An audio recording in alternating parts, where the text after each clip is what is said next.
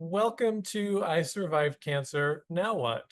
A series of interviews with cancer survivors at various stages in their cancer journey. My name is Michael Wise. I am one of the hosts. I also have a colleague, Stacy Strongaroni, who does some of these interviews as well. We are both life coaches and cancer survivors. And today I am joined by Lee Levinson. Thanks, Lee, for joining us. Pleasure. Um, so we'll jump right in, and if at any point you don't want to answer any of these questions, feel free to skip any, let me know. But would you mind sharing what type of cancer you had and what stage it was when you were diagnosed? Sure. I had bladder cancer. The cancer cells were slow growth, non-invasive. And how long ago were you first diagnosed? I believe it was March of 2018, I believe. Okay. And I'm what sorry. Yeah, 18. 18? Sorry. Okay, that's fine. I have to kind of do a lot of math with my own, trying to remember my dates as well. Um, what treatments or surgeries did you go through as part of your process? Well, I was required every 90 days to go in for a scope. This is a type of cancer that I describe it as something like I had a really good cancer in a really bad place, and so I'd have to get scoped every 90 days. And this is a kind of a cancer that comes back like your hair or fingernails, so it was just it was always going to be there. So I would, when it came back, which it did about, I think 5 times, then I just have to have a surgery. And after about, I think it was the third or fourth time, we finally said, okay, let's try, a therapy, a treatment. And there was a specific drug that they usually treated bladder cancer with, which was not available at the time. So, but I was treated with chemotherapy. I think it was mitomycin C, and I had about 6 treatments, and that was over the summer of 2019. And then I had an occurrence after that, and another surgery. That surgery was January of 21, and haven't had it since. Well, that's a lot of surgeries and scopes and treatments. I'm happy that you're clear for a couple of years now. That's great. Yeah, yeah, thank you. Um, I'm very grateful. yeah. What, navigating this obviously takes a lot of, we all have different processes and things that we go through in the cancer journey. Um, Self-care is really important, and I'm curious what self-care practices or integrative treatment practices did you do to support your physical, emotional, mental, spiritual health while you were navigating this? Anything did you do in addition to the medical treatment? Well, I mean, I had gotten to a much healthier diet. I would say probably in the early 2000s. Marriages that will help you with that. I was not a very good eater prior to that when I was living on my own. So it was just a matter of eating healthier. Today I eat healthier than I did 5 weeks ago. So it's always pushing that. I continue to exercise. I meditate. I do transcendental meditation. Been doing that since the 70s. I have a therapist. I have a standing session every month with my therapist. I'm married to a therapist, so I've got treatment 24/7, and believe me, it's well worth it. So a lot of those things, and Michael, as you know, my wife was an oncology social worker, so I'd go into the treatment, and I'd be watching the oncologist and my wife speaking, and sometimes I'd say, I'll just wait in the car. You know, you guys figure it out. I think you know better than I do. And so I'm very fortunate. My cancer was nothing compared to what other people go through, and I have such a team. You know, very fortunate. I know a lot of people don't have what I have. Yeah, I do know your wife, and I know that she is a huge asset in terms of navigating something like this, both from, you know, the social work and support side, and also the like eating well and taking good care of yourself. I wish I had her on my side when I was going through this. Um, you know, it's interesting. So many people I've interviewed, myself included, have this framing of like, I had a good cancer, or it wasn't that bad. Um, and it's really kind of horrible, even if it's not bad. It's an Mhm. interesting way that we sort of frame it. I don't know what that's about. It kind of minimizes sort of how terrifying it can be. You know, it's wonderful that we're doing well, that we got through it, that we had support, and there's also an element of it that's quite scary. So, you know, there's so many people that I talk to that go through this framing of like, you know, it wasn't that bad. I'm so fortunate. And you know, I think I'd prefer to have not had cancer, but I also feel fortunate that mine was also relatively easy to treat, you know, not terribly invasive. But I just like to flag that kind of framing, because I feel like there's Mhm. something a lot of us do that kind of minimizes, you know, the fullness of how scary an experience it was. Did you find Well, yourself scared at any point during it, or am I, you know, imposing something on you? well, I truly, you know, I think I'm trying to remember the times I was scared. Mhm. You know, obviously at the beginning, well, for me, it started with I'm just urinating and it's red, Mm. and that unknown, you know, really scared me, and right there, and then cancer, and I don't know what kind of cancer or any of that, and then suddenly, you know, I'm kind of just, you know, it was surreal. It was surreal for me, and you know, it was just kind of, thank God, having someone to point me in the directions to go. You know, quite honestly, I wouldn't know what to do otherwise. And so it just kind of became a step after step. And it was odd being the center of attention for me. You know, it just seemed like everything became about me. Um, you know, the first surgery wasn't bad at all. That second surgery, oh my God. I was described it as the elevator of pain. It just, you know, I urinate, and it's just I couldn't control the pain. It just kept rising and rising, and so that was hard. But the subsequent surgeries, you know, weren't bad. But the chemo, oh my God, that was like that was horrible. I mean, I remember that last session, and I don't think I could find a way to be as surly as I was. And that at the end of that, or during that session, it was like, this is just, I hate this. And it was horrible. And I was a vegetable for that span of time. I could not do anything productive. You know, I I couldn't do business. Um, and today it's just, you know, I've gone 3.5 years now, and I'm on a roll, and it's just now it's really the procedure that I still have time difficult times, you know, handling, because of, you know, it's so invasive. Yeah. Invasive, that's not, you know, it's that's the you know, it's a violation, Mhm. and so that's still, I'm not worried about cancer showing up. I'm just worried about the procedure. Yeah.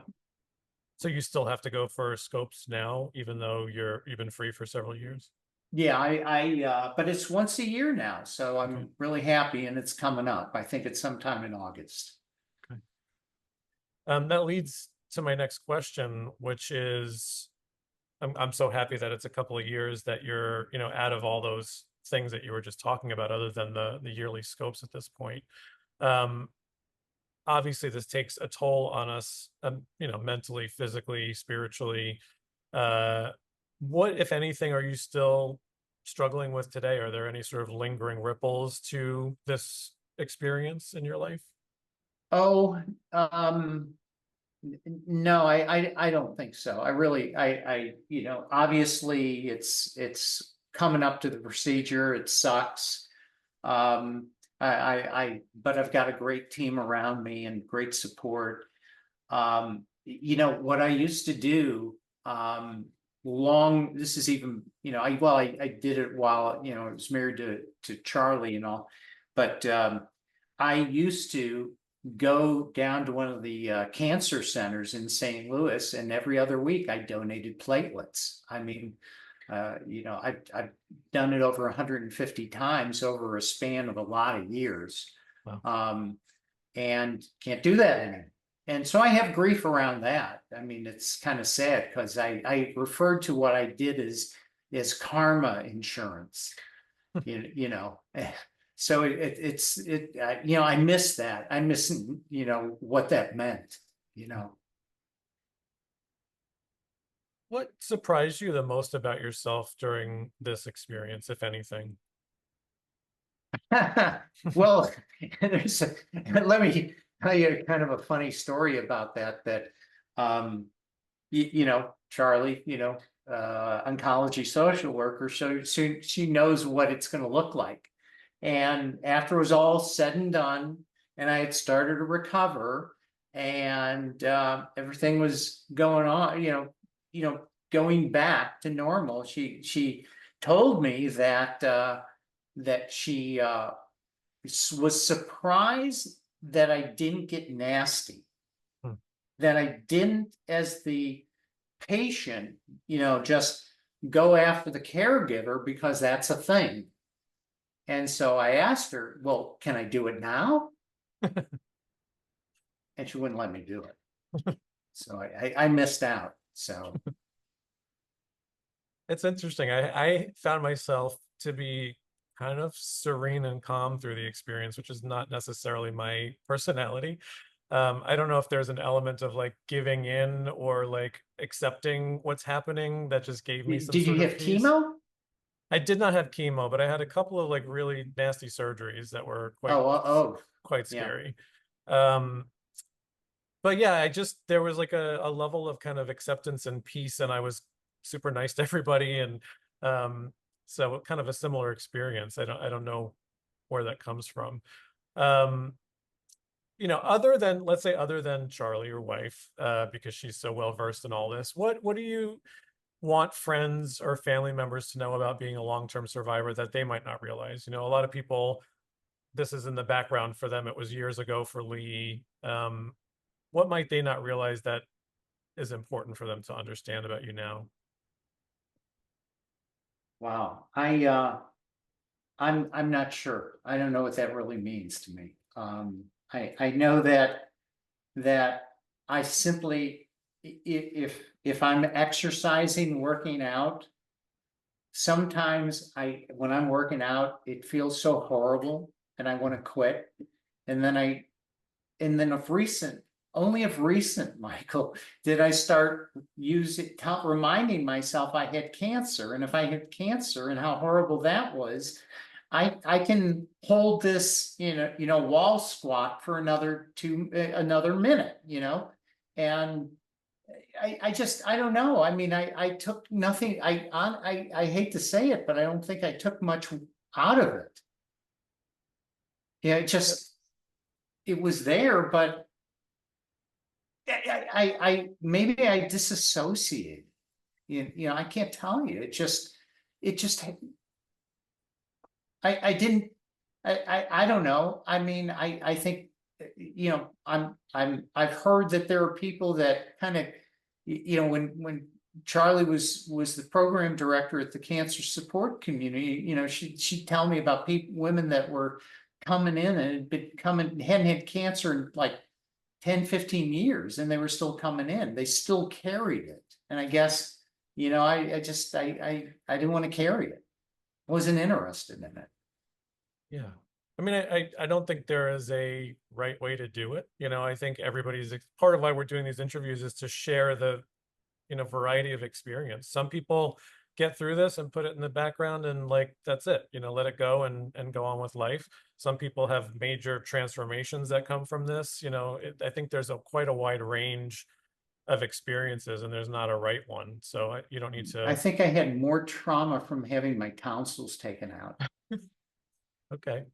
For me, I think I shared in my interview, going for scans every year is something that like I wanted my family to understand that is a stressor. Like Hmm. I've gotten to a point, maybe it's like your scopes. It got to a point where in the beginning, I had to go every month. Then it got to 3 months, 6 months. Now I'm at a year. And while it's nice to have a year away, when it gets closer, I start to worry about things that I haven't worried about in a while. And I get some anxiety that I don't have during the rest of the year. I also have, like, for me, um, my new reality is anytime I feel a pain in my body, my first sort of thought is like, oh no, maybe cancer has come back. So these are things that sort of go on for me that my family might not be cued into, that are stressors that are kind of happening for me, not altering my life, but still things that are kind of a presence. And I find myself sitting in Sloan Kettering once a year, and I'm like, oh yeah, I'm a cancer patient. Like I try to put it out of my mind for a while, and then all of a sudden I'm sitting there waiting for scans, and I'm like, no, this is who I am. Yeah. But I think everybody has a really different experience, and that's part of why we're trying to ask lots of people what their experience has been. Um, Last question. What support services would you like to see created or offered for long-term survivors that don't currently exist? Hmm. Maybe there isn't anything that you feel like is needed. Well, I'll give a plug for a non-for-profit that I was able to get hooked up with. In fact, in part of my story, was that my business and the cancer story kind of come together because I found out I had cancer about 2 or 3 weeks before I was resigning from a bank that I was working for to go to work for another bank, and then going through the first stages of that cancer, and it was not the bank I went to work for were just horrible people, and fired me in the middle of my treatment. Wow. And right at that point in time, I was scheduled to go on this retreat through this non-for-profit, Real Recovery, and they take people who have cancer or surviving, and they teach them how to fly fish. Hmm. And so I was shipped out to Paradise, Utah, and I learned how to fly fish for a couple of days, and I was unemployed at the time I was doing this, and just remember there was a lot of there was a lot of emotion around when we shared about the cancer and the job and all, and it was pretty emotional. And now looking back, so many blessings for me have come out of that there are special people to I still contribute to them, and as far as but again, all I have to do is walk upstairs to get support, so I'm a very lucky person. Yeah, you have a in-home support system, highly trained oncology social worker. So you have a rare situation there. I'm very, Um, very lucky. with that nonprofit, I'm familiar with them. When you go on those retreats, other than learning fly fishing, what do people do on the retreats, and in terms of like support piece of it, the emotional part? Oh, well, they were having groups, they have a couple group sessions like a couple times a day, and we just all talked about our varieties of cancer and what we're going through. And again, I know I'm lucky. I looked at so many of these folks, and I'm sure if I looked at picked that, the photograph, of our group was right over there. I'm sure a couple of those guys are gone now. And so there were a lot of people that have had terrible experiences. So I'm just, I just live in gratitude, Michael. Yeah. Is there anything else that you want to share about your experience before we say goodbye? And yeah, it sucked. Yeah,